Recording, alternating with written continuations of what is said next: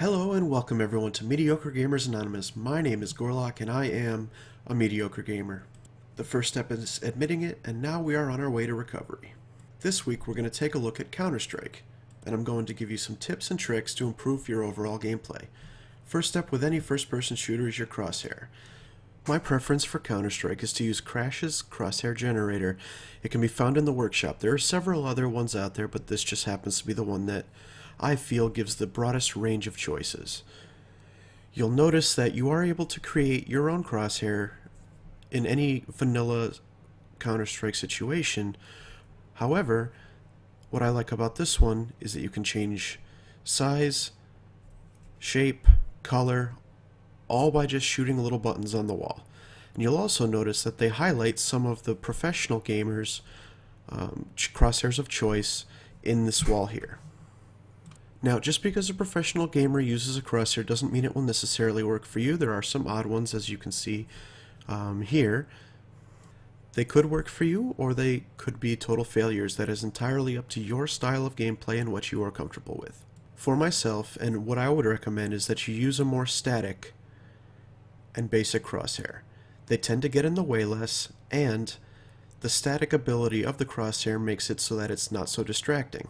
While non-static crosshairs can be nice because obviously it'll show you when that you're moving and when there is recoil on your gun, you will assume this anytime that you take a step and after firing each bullet anyway, so all it really does is distract you. Another nice feature about Crashes is that it actually has an area where you can take shots on bots. This can help you get used to each crosshair and make sure that you are choosing the one that is correct for you. Now, as everyone is at a different level in gaming, I'm sure some of these tips and tricks will seem more basic and others more advanced. Hopefully I'm able to give you at least one thing that you can walk away with that you didn't have before as far as information with this game.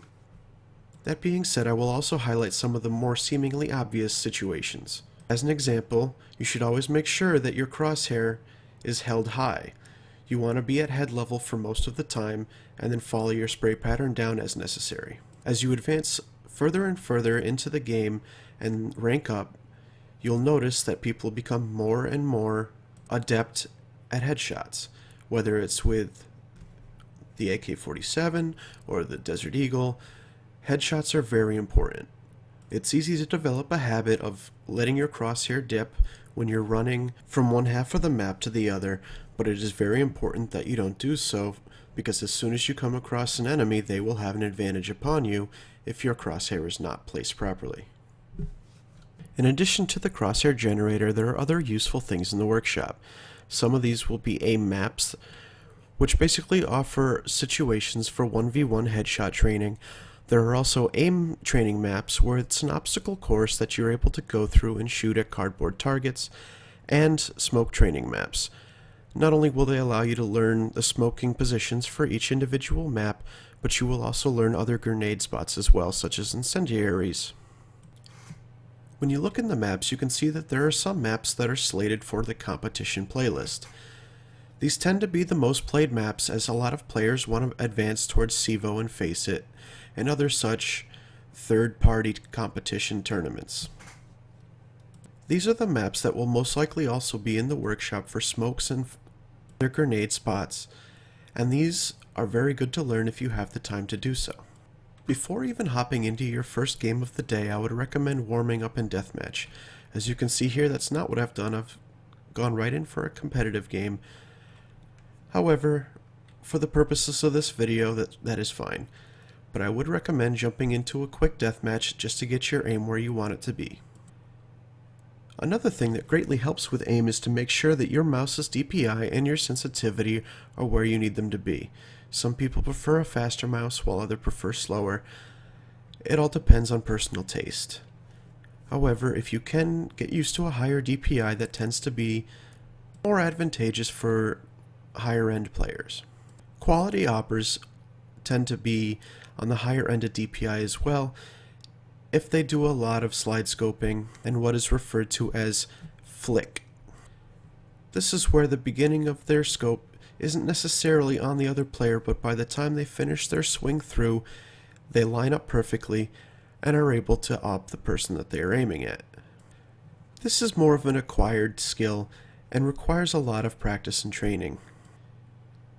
The biggest advantage for any particular game of competitive Counter-Strike is communication between the teammates.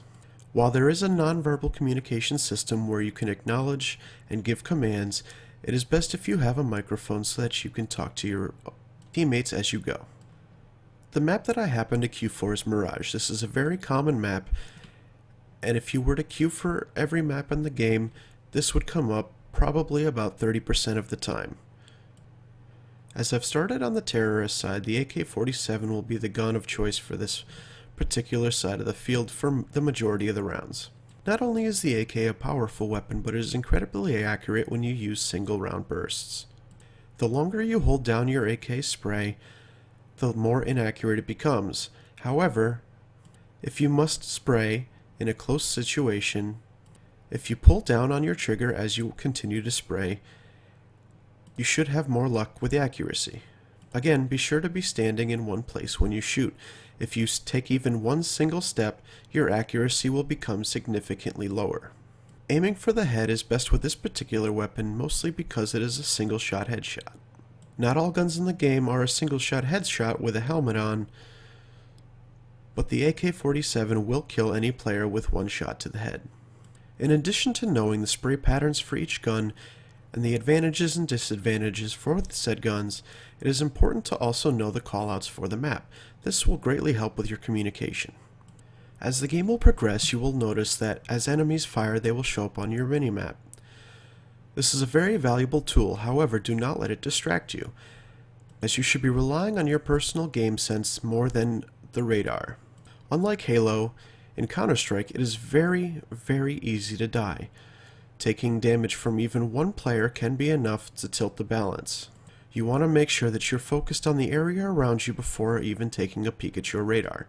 Rely on the callouts of your teammates as far as enemy placement. As you can see on this pistol round, we were on a fast rush to B.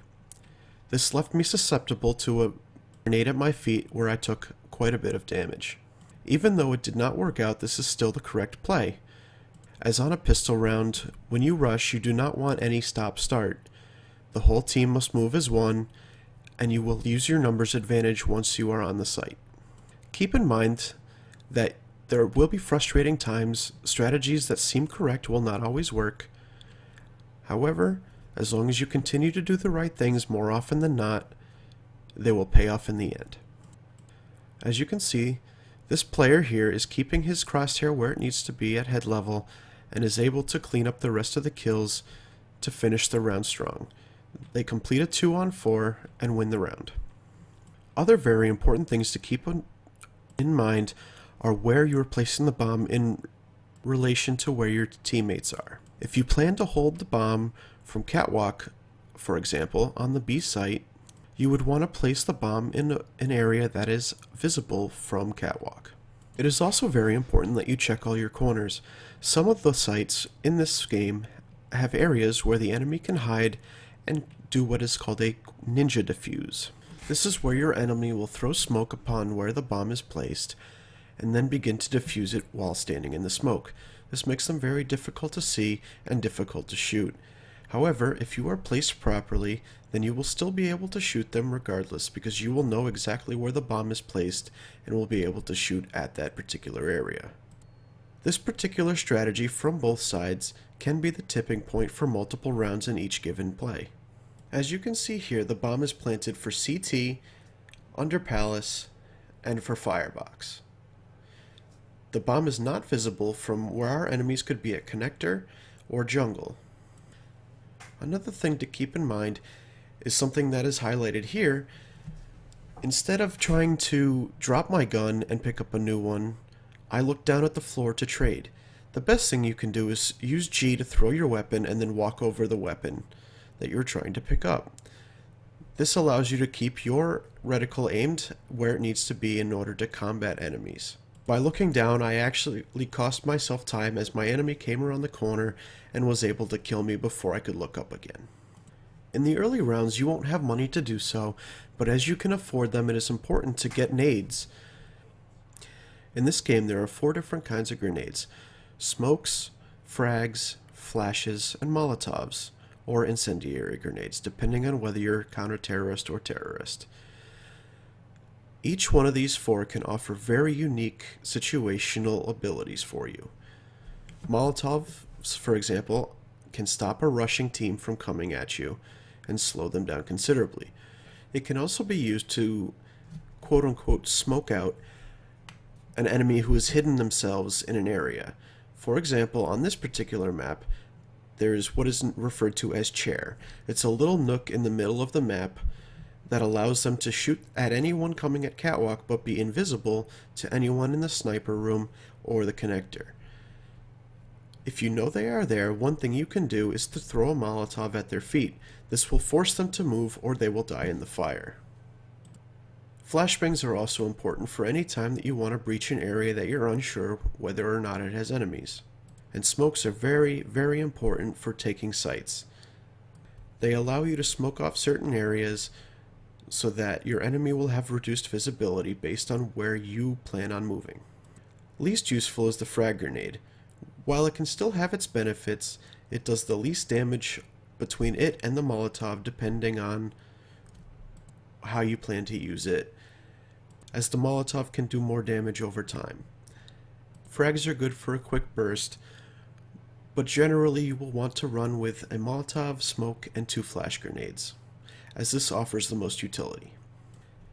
At the end of each round, if you're still alive, use that time to find a weapon that is better than the one you're holding, or to collect grenades off the bodies that are on the floor. Over the course of a game, this can save you tons of money, lead to an overall better team economy. It may seem a little bit cheesy, but it's also very important to have a positive attitude. As players on your team begin to adopt a negative attitude because of their play, or if they begin to call out the other team because they suspect hacking, all it does is hurt the morale of the team that you're playing for. In reality, very few people actually hack in this game, and most of those are caught by the Overwatch system anyway. Rather than harping on the negative and making your team feel as if they're outgunned just by the program, it is better to keep an upbeat attitude. Not only will this improve the morale of your team and allow them to perform better, but it will also lead to you making more friends, which will allow you to create squads to play with later on. The more you can queue with people that you're familiar with and the more you can get used to each other's playstyle, the better you will be as an overall team. The better team mechanics you have, the more likely you are to win. Solo queuing is not always the most fun, so having a team of regular people that you are able to play with and that you enjoy playing with can really help you as an overall player. To piggyback off of this, make sure that as a team you are making decisions about buying weapons. Nothing is worse for an economy than to have people randomly buying weapons when other people need to save because they are low on money. In the first round, it may be tempting to go and buy a Desert Eagle, but honestly you don't need it. The other team is not going to have head armor and are not likely to have body armor either. A safe and affordable option is the P200. Costing only $300, it is a very nice upgraded pistol, which is definitely preferable to the Glock. On the CT side, the USPS is a very valuable weapon, especially because it is silenced. If you are to lose the first round, it is very unlikely that your team will want to buy unless you're terrorist side. If you were to get a bomb plant, then you could probably still afford to buy SMGs in what is called a force buy. However, if you're CT and you lose the first round, you will most likely want to do a full save. At the end of the day, Counter-Strike is a game of communication, accuracy, and economy. If you are able to properly manage these three, then you will be very successful at the game of Counter-Strike. Other important things to note about Counter-Strike is that if you are getting frustrated and you aren't having a good time, then you can always take a break. Once your match starts, play something else for a little while to give yourself a break. It can be a long and grueling game because of the way that the rounds are set up in the single life. So it's important to be in the right mindset when you enter any particular round. Also be aware of your reloading. Just because you take a couple of shots does not mean that you necessarily need to reload. Unlike Counter-Strike, it is very easy to reload 100 times in Call of Duty, for example, but in Counter-Strike it is very easy to get snuck up on when you are attempting to reload. There is no fast reload system in Counter-Strike, so if you have a bunch of bullets, there's no need to go through and reload unless you are absolutely sure that you're in a safe area. So being careful where you reload and where you peek is a very important part of the game. There should be very little crouch peeking, as this really doesn't improve your accuracy a lot because you should be standing still when you shoot anyway, and just allows you to be more compact in area for people who are not aiming properly. Anyone who has their crosshair low is going to be shooting you right in the head instead of the stomach because of the way you're crouched. While there is no contextual leaning, you still can do some peek. Peek is where you're standing behind cover, you duck out for a second, take a shot, and duck back. It's very important to get your timing down between shots and movement. To go over and recap everything that we've talked about so far, it's very important that you learn your map, have a proper crosshair, have your sensitivity and your DPI on your mouse to where you are most comfortable. Use your grenades well without wasting, and make sure to pick up grenades at the end of the round from dead enemies. Learn the map and communicate with your team. Be positive and rely on your game sense. While a lot of these things seem pretty basic, it is still important to keep them in mind. Watch pro matches if you want to get an idea of how the high-end players carry themselves in a game. And again, I can't stress how important it is to warm up before you begin a competitive, and to cool down if you're getting a little frustrated. I've been Gorlock from Paradox Gaming, and this has been Mediocre Gamers Anonymous. I hope I gave you something that you can use, and I look forward to seeing you again.